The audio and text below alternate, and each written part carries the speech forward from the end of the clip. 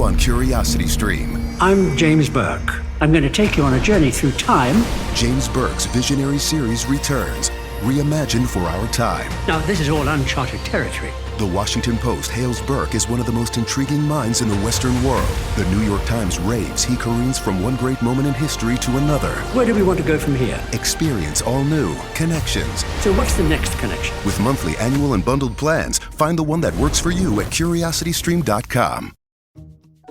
Wells Fargo presents one of the surest ways to grow your money. A Wells Fargo CD account, where you can earn a 5.00% annual percentage yield on an 11-month term with a minimum opening deposit of $5,000. Visit a Wells Fargo branch or wellsfargo.com/CD rates to open a CD account and start growing your savings with us. Wells Fargo Bank, N.A., member FDIC. This is Spacetime, Series 24, Episode 43. Coming up on Spacetime. Software glitches delay the first Mars helicopter flight. Growing evidence for new physics beyond the standard model. And understanding the astronomy of the ancients. All that and more coming up on Spacetime. Welcome to Spacetime with Stuart Gary.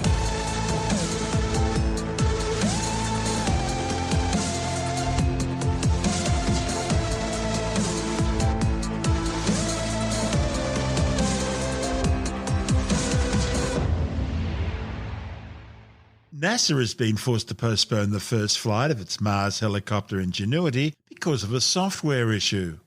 The historic first launch of an aircraft on another planet was slated for last week, but it was scrubbed after pre-flight checks revealed a problem. Mission managers detected the issue during ground tests as the rotocopter's metre-long counter-rotating carbon fibre blades were in the process of being spun up. The rotors need to spin at speeds far higher than helicopters on Earth in order to compensate for the thin Martian atmosphere. During the test, engineers identified a problem with a sequence of commands that would initiate flight. Apparently, Ingenuity's flight computer failed to transition from one mode to another as expected, and that triggered onboard flight safety software protocols to kick in, shutting down the test. Engineers at NASA's Jet Propulsion Laboratory in Pasadena, California, say Ingenuity wasn't damaged during the incident and has now downloaded a full set of telemetry. Technicians have now developed a flight control software update which will modify the process by which the two flight controllers boot up, thereby allowing the hardware and software to safely transition into configuration for flight. Mission managers say once the new software is uploaded and validated, they'll proceed with a planned brief 30-second up and down flight to verify the 1.8 kilogram autonomous drone can actually lift off, hover, and then land in the ultra-thin Martian atmosphere. Mission managers are yet to set a new target date for the flight, but say it could happen this week. If successful, Ingenuity will undertake at least 5 test flights. The helicopter was flown to the Red Planet, mounted beneath NASA's Mars Perseverance rover, which landed in Jezero Crater on February the 18th. This is Spacetime. Still to come, growing evidence of new physics beyond the standard model, and understanding the astronomy of the ancients. All that and more still to come on Spacetime.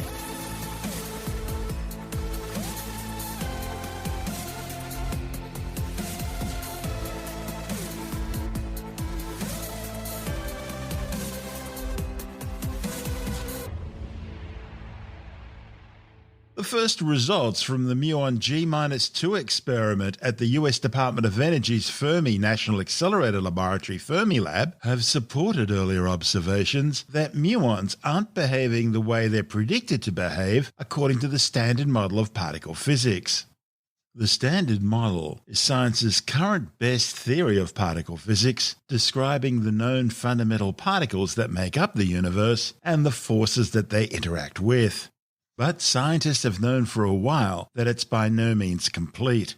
For example, it doesn't explain a mysterious force called dark energy, nor can it explain mysterious invisible particles called dark matter, which make up more than 75% of all the matter in the universe. It also fails to explain why we live in a universe of matter rather than antimatter, or for that matter, why the universe exists at all, considering that matter and antimatter annihilate each other when they come into contact, and equal amounts of matter and antimatter were created in the Big Bang. So theoretically, the universe should have ignited in a giant ultraviolet flash almost as soon as it formed 13.8 billion years ago. The landmark new result from the muon G-2 experiment, reported in the journal Nature, strongly supports the idea of new physics beyond the standard model. A muon is an elemental fundamental particle. Put simply, it's a heavier version of an electron, about 200 times more massive than its cousin. Muons occur naturally when cosmic rays from space hit the Earth's atmosphere. They can also be made artificially in particle accelerators like Fermilab. Like their smaller cousin the electron, muons act as if they have tiny internal magnets. Now, in a strong magnetic field, the direction of the muon's magnet precesses or wobbles, very much like the axis of a spinning top or gyroscope. The strength of the muon's internal magnet determines the rate at which the muon precesses in an external magnetic field, and is described as the G- factor. And this is a number that can be calculated with a high level of precision. So, to measure the strength of the muon, scientists at Fermilab built the most accurate magnet ever developed. It allows them to measure the strength of the magnetic field through which the muons pass with unprecedented precision, down to an incredible accuracy of 15 parts per billion. But as the muons circulate in the muon G-2 magnet, they're also interacting with a quantum foam of subatomic particles constantly popping in and out of existence. Interactions with these short-lived particles affect the value of the G- factor, causing the muon's precession to speed up or slow down very slightly. Now, the standard model of particle physics predicts this so-called anomalous magnetic moment extremely precisely. However, if the quantum foam contains additional forces or particles which aren't accounted for by the standard model, that would affect and change the muon G- factor. And that's important, because this quantity reflects the interactions of the muon with everything else in the universe. See, when we're talking about this quantum foam, what we're really referring to is a quantum wave, a sort of density level, which increases and decreases, and that quantity reflects the interactions of the muon with everything else in the universe. And the problem is, the observations of the muon G-2 collaboration don't match the theorists' calculations for the same quantity when you consider all the known forces and particles in the standard model. And that therefore suggests the muon is sensitive to something beyond the standard model. And we're not talking about a once-off fluke here. The muon G-2 collaboration has been analysing the motion of more than 8 billion muons in its first test run. And that's less than 6% of the data which the experiment will eventually collect. Interestingly, these new results strongly support earlier research back in 2001 at the Department of Energy's Brookhaven National Laboratory, which also offered some serious hints that the muon's behaviour was disagreeing with the standard model. Now, combined, the results from Fermilab and Brookhaven show a difference with theory at a significance of 4.2 sigma. That's still a little shy of the 5 sigma standard deviations that scientists require to claim a discovery, but it's still compelling evidence of new physics being there. Let me put it this way. The chances of these results being nothing more than a statistical fluctuation is about 1 in 40,000. The new results also add to the intriguing findings we reported last week by scientists from the LHCb collaboration at CERN's Large Hadron Collider, the world's largest atom smasher. As we reported last week, the standard model predicts that a type of subatomic particle called a bottom or beauty quark, which are measured by the LHCb experiment, should decay into either muons or electrons in equal amounts. But the CERN results are showing that's not happening, which is further pointing to some new physics beyond the standard model. This is Space Time. Still to come, understanding the astronomy of the ancients. And it's a busy time on the International Space Station, with the arrival of 3 new Expedition 65 crew members aboard their Soyuz MS-18 spacecraft. All that and much more still to come on Space Time.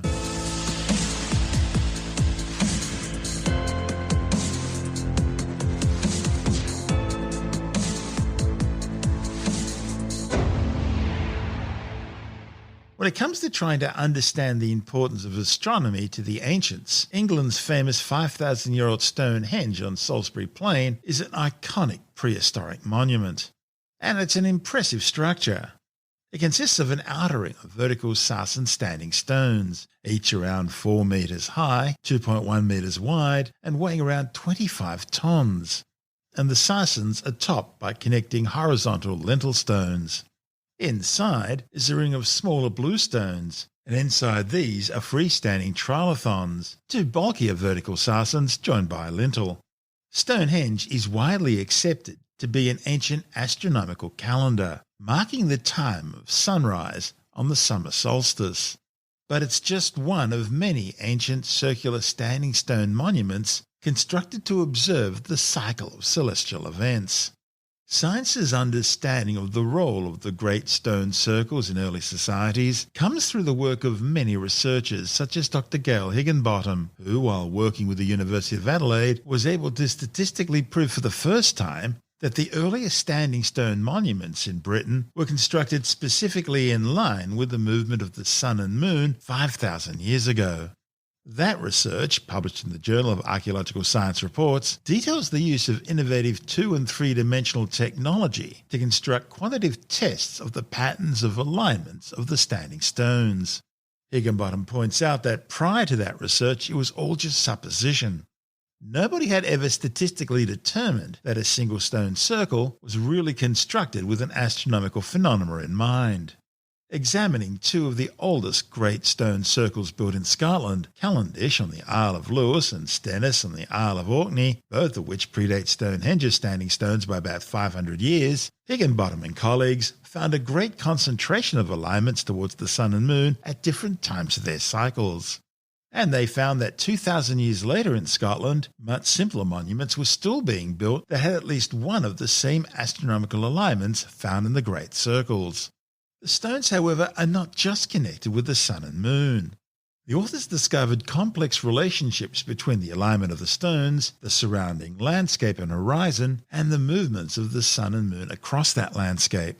Higginbottom says those findings provided the final proof that the ancient Britons connected the earth and the sky with their earlier standing stones, and that this practice continued along the same way for some 2,000 years.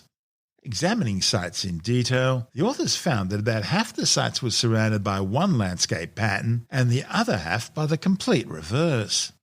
These chosen surroundings would have influenced the way the sun and moon were seen, especially the timing of their rising and setting at special times, such as when the moon appears at its most northerly position on the horizon, which only happens every 18.6 years. For example, half of the sites the authors looked at had the northern horizon relatively higher and closer than the southern, and the summer solstice was rising out of the highest peaks in the north.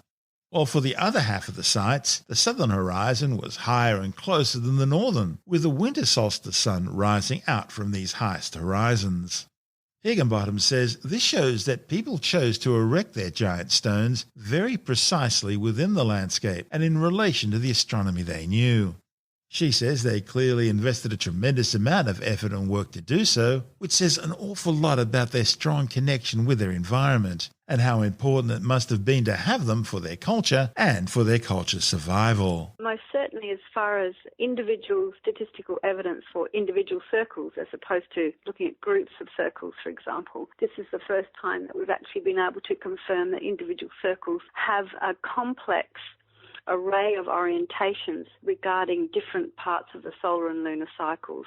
And part of the reason for that is that when people were looking at the stone circles previously, they used to look at just the orientations that they thought hit on the sun or the moon, and they ignored those that didn't. So even if they tried to do some kind of assessment on it, they weren't approaching it in a very fully sound manner. So now we can conclude that we've done that, and we've got excellent results where both the Circle of Cavendish, which is on the west coast and the Isle of Lewis of Scotland, and Orkney, the stone circle there, Stennis, most certainly say 97.7% sure that they are set up in regards to astronomical phenomena. And how did you do the research? So we had two approaches. The first one was we had to do a very specific statistical test that was developed by my colleague Roger Clay. We're dealing with something that was 5,000 years ago when these things were first set up. So obviously the sky was different then. You had to account for all that. And Absolutely.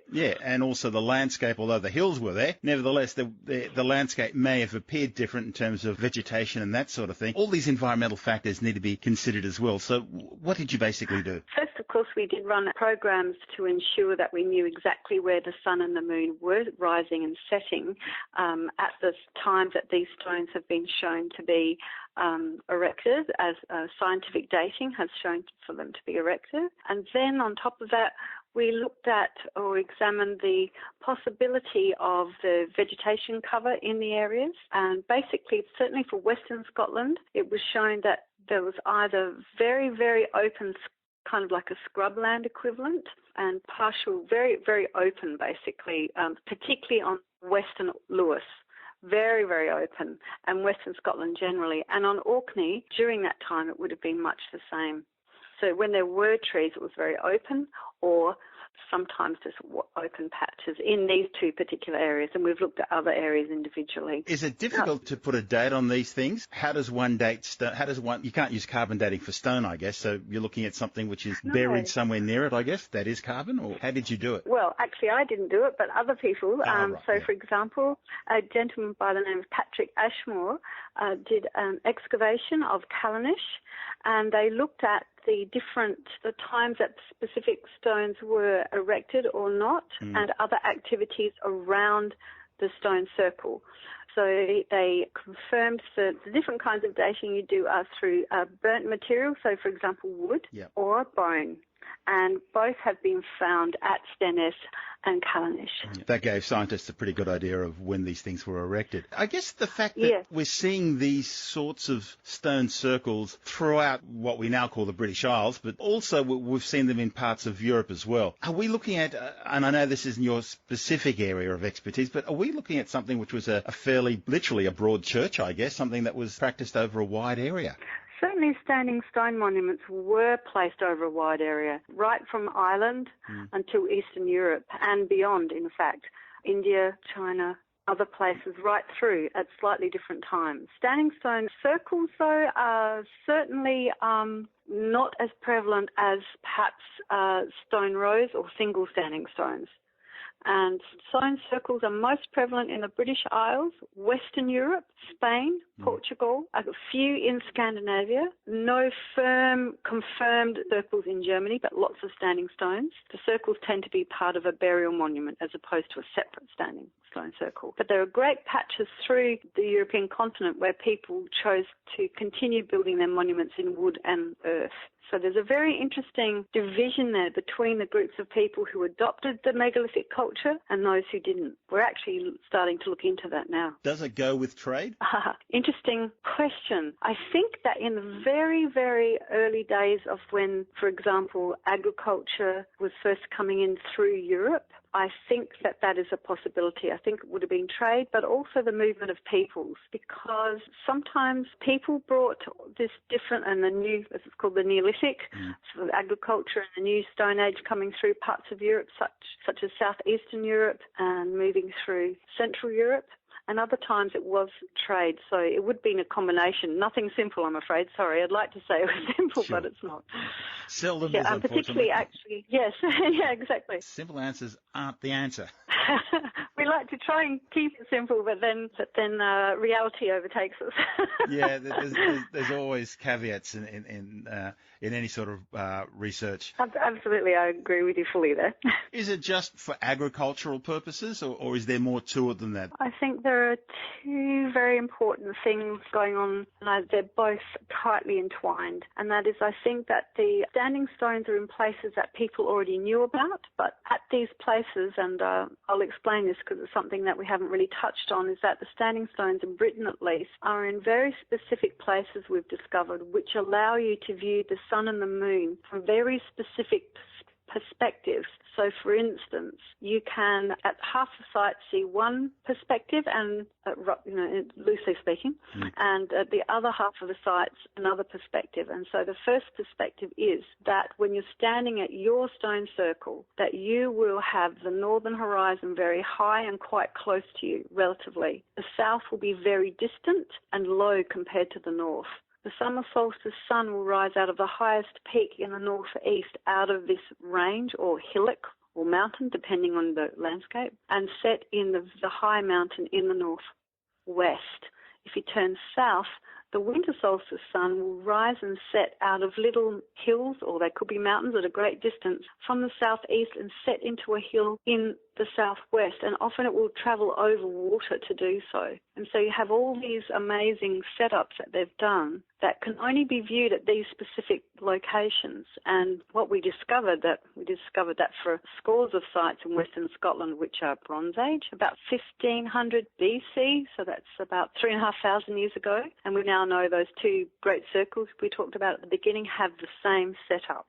And so, to get back to your question, therefore, that they know about these places already, so I don't think that they're already agricultural, because as soon as they built standing stones, they already knew about those places before agriculture had come. Agriculture was coming into that area. They were mainly herders, but they did do some agriculture, but it wasn't as big as it was down south, so to speak. I think that what they've done is actually represent their cosmological understanding of the universe, and through these standing stones and how they see the sunrise and set out of those very special setups that they've done, they're showing themselves, and it represents the cycle that they understand that the universe works as a cycle, and that the cycle themselves work as opposition. So you've got day and night, the sun rising in the north, for example, at summer solstice, the full moon that can only rise in the south at the summer solstice if it's at its most extreme rising and setting point, which only occurs every 18.6 years, and all these kind of complicated things go on. Enough information, in fact, that they could even, if they wanted to, predict eclipses if they knew about that sort of thing. So there's more to it than just a Neolithic. It's a very detailed culture, isn't it? It is very detailed and very complex, and it's also linked to the cult of the dead, because you will always find the dead associated with standing stones. Oh, that was my next question. Are there burial sites nearby? So I guess you've just answered that. And in very, very different ways. When they're associated directly with the standing stones, they're very frequently cremated dead, and you get parts of people's bodies placed, cremated bones that is, placed in the socket of the standing stone. So they put them in before they put the people in, or parts of them, before they put the standing stone there. And then they may also put a cremated burial inside a jar and bury that next to the standing stone. Or it may in fact be next to what we call where they bury the cremation in a stone slab coffin underneath the ground and put a nice stone monument over that, array of a cairn, we call it. Yep. So the dead are associated in many different ways with these standing stones, and Stonehenge itself is known to have many, many dead associated with it. With some standing stones, I believe there's also evidence of festivals associated with that, animal bones, things like that. Yes, we've got something very similar also happened at Stannis. So certainly nearby there may have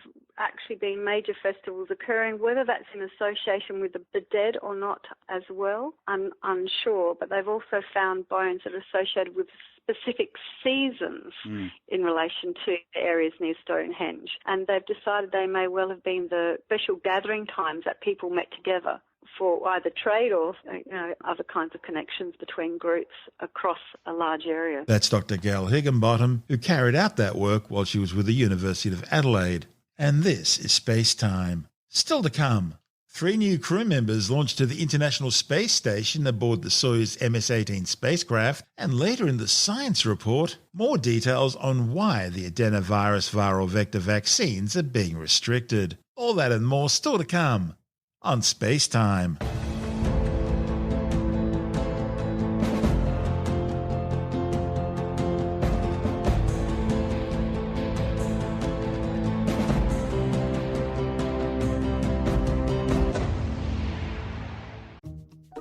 Wells Fargo presents one of the surest ways to grow your money. A Wells Fargo CD account. where you can earn a 5.00% annual percentage yield on an 11-month term with a minimum opening deposit of $5,000. Visit a Wells Fargo branch or wellsfargo.com/CD rates to open a CD account and start growing your savings with us. Wells Fargo Bank, N.A., member FDIC. It's been a busy time aboard the International Space Station, with the arrival of 3 new Expedition 65 crew members aboard their Soyuz MS-18 spacecraft, temporarily bringing the orbiting outpost's total crew complement to 10. That is, at least until 3 of the previous Expedition 64 crew members depart aboard their own Soyuz capsule for the return journey to Earth. The Soyuz MS-18 launched from the Baikonur Cosmodrome in the Central Asian Republic of Kazakhstan on a fast rendezvous 2-orbit flight, docking with the Razvedna D module just 3 hours and 23 minutes later as the space station was flying over northern China. As the countdown here in the Central Asian desert reaches its final minutes, we are compelled to take a look back at the historic symmetry of this flight to the International Space Station with events that transpired here 60 years ago today. On April 9th, 1961, Yuri Gagarin was formally and secretly selected to become the first human to fly in space over his backup, cosmonaut German Titov. The final decision was made collectively by the iconic Sergei Korolyov, the great designer, and the head of cosmonaut training at that time, Nikolai Kamanin. And 60 years ago today, the final mating of the Vostok K rocket and the Vostok 1 spacecraft took place not far from where we are at this hour, setting the stage for its rollout to the launch pad 2 days later. Today, here at Site 31, a more powerful Soyuz 2.1A booster stands fully fueled to send Vandahai, Novitsky, and Dubrov to a city in the sky, the orbital laboratory that is the International Space Station. Launching from Site 31 at the Baikonur Cosmodrome in Kazakhstan. Kazbek 1, copy. Everything is good on board and we are ready for launch. Copy, Kazbek. The crew has closed their visors. Just got confirmation the launch key has been inserted. And one of potentially the coolest things in all of space flight, there is an actual physical key that is inserted and used to initiate the final launch countdown. At this point, the first and second stage engines are primed and ready for launch. Telemetry has been confirmed and received from the rocket. Again, it's going to be sending telemetry to ground sites all throughout the ride uphill, which is expected to take just under 9 minutes. We're looking for third stage separation, about 8 minutes and 49 seconds into flight. Combustion chamber nitrogen purge. Just heard combustion chamber nitrogen purge, so they use nitrogen and inert gas to flow through the combustion chamber and purge any vapors or other remnants before they start the full flow of fuel and oxidizer to the engines. And using a refined version of kerosene and liquid oxygen to power all of the stages, all 3, first, second, and third stages of the Soyuz rocket. When we launch, the space station will be flying just over northern Uzbekistan, about 335 miles behind the Soyuz spacecraft as it leaves the launch pad. And then by the time it makes the 8-minute, 49-second ride into orbit, the station will have leapfrogged ahead of it, setting it up for that fast track to orbit, about 3-hour and 25-minute rendezvous with the space station. We're waiting the call that the booster's fuel tanks are being pressurized for flight. This will just help optimize the flow of all of the fuel to the rocket engines, helps add a little bit of structural support as well to the rocket. Oxidizing fuel drain and safety valves are closed.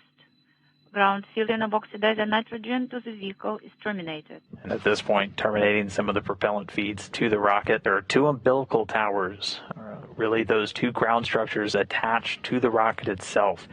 That taller one's going to separate at about 35 seconds before launch, and the smaller one about midway up the rocket will separate, and once you see that separate, 15 seconds away from launch. The propellant tank pressurization initiated. So there's that call out. The booster tanks are now being pressurized for flight. Again, just helping to optimize and facilitate the flow of fuel to those engines in the first and second stage, which will fire simultaneously to begin the initial flight into orbit. Vehicle to internal power. Ground propellant feed terminated. And right at 35 seconds, the first umbilical tower separating the vehicle on internal power will have auto sequence start. So the ground propellant feed to the rocket has now completely terminated. Auto sequence initiated. Second umbilical separated 15 seconds from launch. Launch command for ignition. Second umbilical tower separate. And we see booster ignition. Engines at maximum thrust. And liftoff. Soyuz MS-18 on its way to the International Space Station. 10 seconds. The booster parameters are nominal. Everything is good on board. Hearing nominal performance, the first stage delivering 930,000 pounds of thrust from those 4 first stage boosters and the single core engine. 30 seconds into the flight, the parameters of the booster are nominal. Everything is fine on board. 40 seconds, the vehicle is stable. Everything is good on board. Pitch, yaw, and roll are nominal. 70 seconds into the flight, everything is nominal. We are good on board. At this point, the space station had already flown over the Baikonur Cosmodrome and now making its way in front of the Soyuz spacecraft. The crew is feeling well. Roughly 90 seconds into flight, the Soyuz rocket already moving more than 2,100 miles per hour, already about 10 miles downrange. The flight, all parameters of the booster are nominal. And right on time, we see first stage separation, the Korolev cross, those 4 strap-on boosters separating. Now the single core stage continuing to power the Soyuz spacecraft into flight. Copy. Just before that, the launch escape tower was also jettisoned. Soyuz does maintain escape capability all the way to flight, though, at this stage able to use for a short time small boosters on the shroud itself, and then once the shroud detaches, able to use boosters on the spacecraft. So the shroud jettison is confirmed. So we heard confirmation the launch shroud has jettisoned. The Soyuz spacecraft now exposed, continuing under the power of the second stage. 180 seconds into the flight, vehicle stabilization is performing nominally and the crew is feeling well. Copy. Second stage is going to continue to fire until 4 minutes and 37 seconds into flight. The second stage thrusters are functioning nominally. Everything is good on board. At this point, the vehicle's already accelerated to just about 6,400 miles per hour, about 172 miles downrange from the Baikonur Cosmodrome. Pitch, yaw, and roll are nominal. Everything is good on board. The pitch, yaw, and roll calls relating to the attitude or which way the vehicle is pointing. Hearing nominal is what we want to continue to hear on the way uphill. Everything continuing to perform normally with the Soyuz spacecraft and the rocket. Second stage separation is confirmed. Good confirmation. Second stage is shut down and separated. Soyuz now being propelled by the single engine of the third stage, providing about 67,000 pounds of thrust. This is going to continue to burn for about 4 minutes. It's going to shut down at 8 minutes and 46 seconds into flight. 380 seconds into the flight, third stage thrusters are functioning nominally. The crew are feeling well. Copy, Kazbek. 400 seconds into the flight, the vehicle is stable. Now just about 2 minutes left, a little under 2 minutes of power on the third stage. Once it shuts down and separates just a few seconds later, the Soyuz spacecraft will be flying free, and a series of pre-programmed commands will execute, deploying a number of the appendages, the antennas, and the solar arrays needed to power the spacecraft on its way to the station. And a number of antennas will also deploy for communications and tracking, including those that will be responsible for communicating with the station as the Soyuz makes its automated rendezvous and docking. Coming up soon, we'll see third stage shutdown, separation. 190 seconds into the flight, vehicle stabilization is performing nominally and everything is good on board. Orbit insertion is confirmed. Our congratulations, and now Moscow, MCC Moscow will talk to you. Kazbeki Moscow. A good shutdown and separation of the third stage. Solar array has deployed, standing by for confirmation that all antennas have deployed. Kazbeki Moscow, how copy? And so we're continuing to get a lot of comms between the Soyuz spacecraft and the Russian Mission Control Center in Korolev. Hearing them call Kazbek. That is the call sign for the Soyuz spacecraft with Commander Oleg Novitsky. We did hear a good confirmation of all solar arrays, both solar arrays and all of the appendages, so all of the antennas did deploy successfully. So we had a nominal flight on the way uphill, and we had a good orbital insertion. The initial orbit for the Soyuz spacecraft today is right at around 200 kilometers by 242 kilometers, or about 124 by 150 miles. During Expedition 65, the crew will see the arrival of another SpaceX Crew Dragon 2 capsule carrying 4 more people for the orbiting outpost. That's currently slated for April the 22nd and will be followed by the departure of the Crew 1 mission, the first long-duration commercial crew flight to the space station, which is slated to return to Earth on April the 28th. This is Space Time.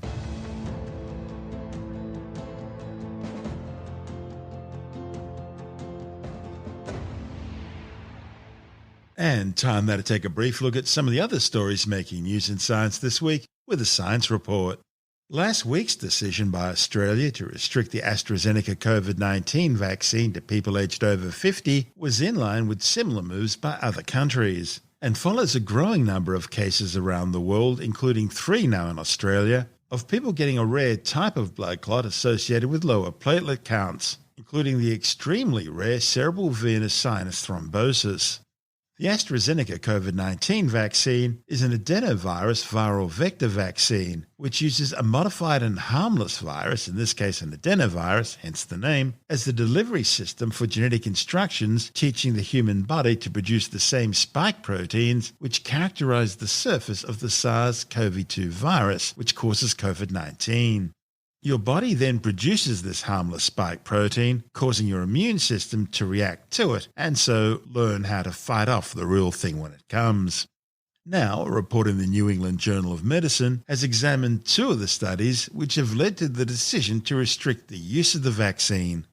The 2 studies detail cases of people who developed blood clotting problems after receiving AstraZeneca. The first study by Austrian and German researchers assessed 11 cases in Germany. 9 of the 11 cases were female with an average age of just 36. Of those 11 cases, 9 developed blood clots in the brain, 3 had blood clots in their gastrointestinal system, 3 had blood clots in their lungs, and 4 had blood clots elsewhere. The patients all began to develop blood clotting issues between 5 and 16 days after getting the jab. In the second study, Norwegian researchers assessed 5 cases among healthcare workers aged between 32 and 54, which developed between 7 and 10 days after receiving the jab. The 5 Norwegian cases occurred among 130,000 people who had received the vaccine, highlighting just how rare the side effect is. Overall, researchers have reported 169 cases of cerebral venous sinus thrombosis and 53 cases of splantogenic vein thrombosis, reported among some 34 million people vaccinated in the European Union and the UK since the 4th of April 2021.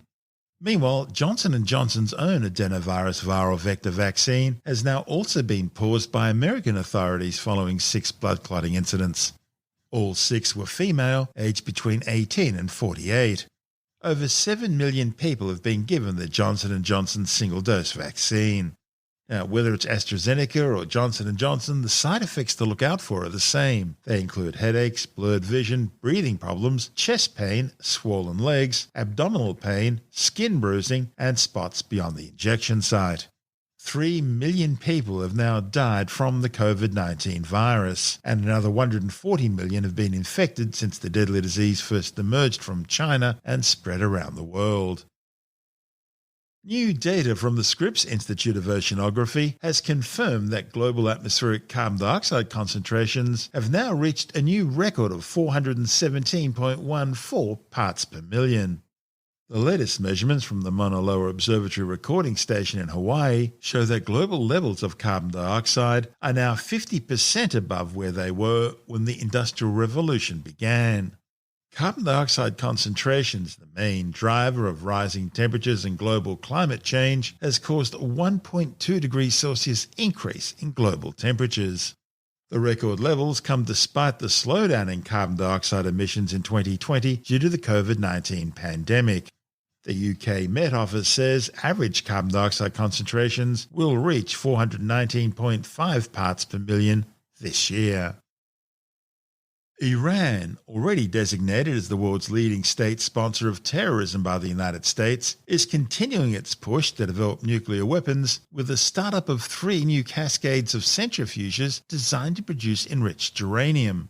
The Islamic Republic activated 30 IR-5, 164 IR-6 and 30 IR-6S centrifuges in its latest breach of its 2015 Vienna Nuclear Non-Proliferation Treaty agreements, which were designed to prevent Iran from developing nuclear weapons. Under the 2015 deal between Tehran and world powers, Iran is only allowed to use first-generation IR-1 centrifuges for uranium enrichment and to test a limited number of IR-4 and IR-5 devices. The International Atomic Energy Agency is also concerned that Iran's stockpile of enriched uranium is now more than 14 times above the limit it agreed to under the Vienna Treaty. The nuclear watchdog says that as of February the 16th this year, Iran's total enriched uranium stockpile was 2,967.8 kilograms. The limit Tehran agreed to in 2015 was 300 kilos. Iran's also continuing to restrict nuclear inspectors from accessing some suspected nuclear weapon sites. And it's still not explained the presence of nuclear material at one undisclosed site or the location of a missing metal disk of uranium of the type that's used in a thermonuclear weapon. The oil-rich nation insists its nuclear program is exclusively for peaceful power generation purposes only. Latest estimates suggest Iran now has enough enriched uranium for at least 2 nuclear weapons. And it's continuing to develop and test its nuclear bomb missile delivery system under the guise of a space program.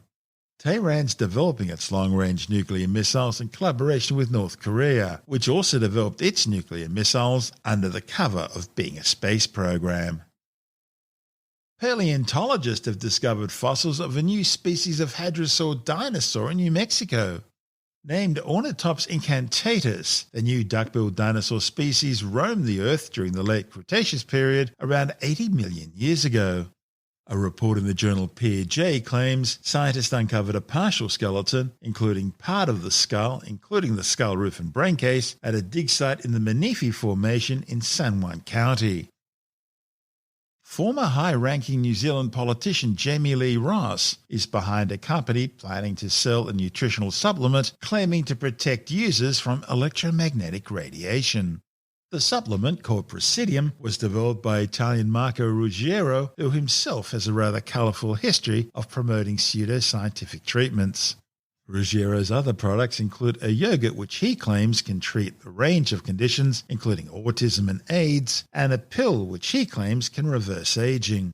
Tim Mendham from Australian Skeptics says it's all part of a growing industry of pseudoscientific medical treatments which have flourished in New Zealand amid the rise in online misinformation and conspiracy theories. There's a fellow named Jamie Lee Ross, who's former national MP in New Zealand. He's sort of behind a company that's selling nutritional supplements, some of which protect you from electromagnetic radiation. He's like a Kiwi version of Gwyneth Paltrow. Yeah, but nowhere near as successful. I don't think. A less successful version of Gwyneth Paltrow. Yeah, the supplement is called Presidium, sort of really pseudoscientific stuff. Taking a pill to protect you from electromagnetic radiation is just silly for a start. It does not work, cannot work. It's just pure pseudoscience, sort of snake oil stuff. Jamie Lee Ross, he hangs around with some interesting people, doesn't he? He does. There's a guy named Michael Kelly who's a naturopath, an entrepreneur, as we've been described. They basically are promoting all these various products, holistic medicine, natural, treatments and that sort of stuff. And this thing about the natural solution to electromagnetic radiation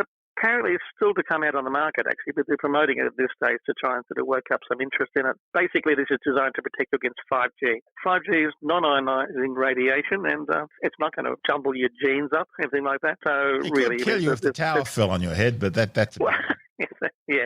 If you get hit by a falling tower, yeah, it's always a danger. And this Marco Ruggiero, who's developed these supplements, he's also got some other products which are a bit disturbing, including a probiotic yogurt, which he says can treat a range of conditions, including autism and AIDS. Now, that gets really dangerous. It is dangerous. There's another one he sells that can reverse aging. Oh, I want some of that. Extend your life to unimagined lengths, which is an interesting idea. Yes, so it's sort of selling something to protect you from electromagnetic radiation is going to be harmless unless you put yourself in a dangerous position. You don't want to hop in front of an X-ray machine. Stick your finger in a power socket. It's not going to help. But suggesting that this yogurt can treat autism and AIDS is dangerous, obviously, especially AIDS. It's sad that these things are always being put forward, and of course they're always sort of labelled as natural products, etc., which is no guarantee that they're not going to hurt you. But as soon as you hear that, as soon as you hear those sort of wild claims, isn't there a little alarm inside your head that goes off saying, danger, danger? Yes. It's like exactly. when you hear that it's quantum. Yes, we get that all the time in the psychic circles. Yeah. Yes, quantum is a big one in psychic circle. Quantum science, quantum mechanics, quantum energy, all these things pop up all the time in the psychic circles and are used indiscriminately and often, I think, without understanding. But when you hear a lot of these natural remedies and that sort of thing, all of these things being put forward, they range in sort of seriousness from things that will sort of make you younger or reverse aging or give you extra life to unimagined lengths is just plain silly. Something like protecting you from electromagnetic radiation is unscientific. Something that is a yogurt that you can use to treat autism and AIDS is just dangerous. That's Tim Mendham from Australian Skeptics.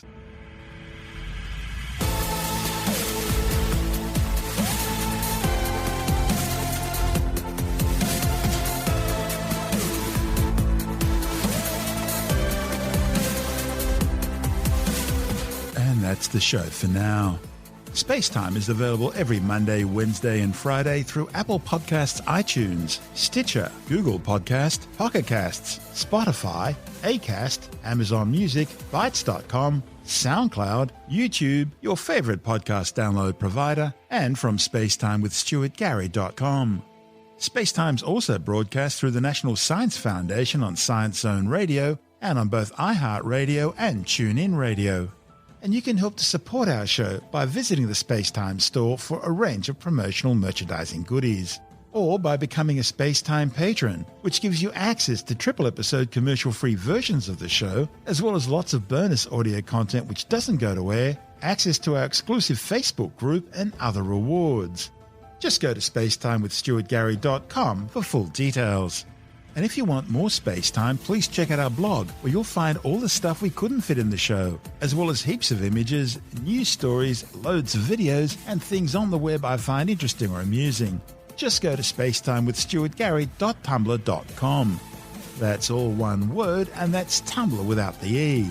You can also follow us through @StuartGary on Twitter, @SpaceTimeWithStuartGary on Instagram, through our Spacetime YouTube channel, and on Facebook, just go to facebook.com/Spacetime with Stuart Gary. And Spacetime is brought to you in collaboration with Australian Sky and Telescope magazine, your window on the universe. You've been listening to Spacetime with Stuart Gary. This has been another quality podcast production from Bytes.com.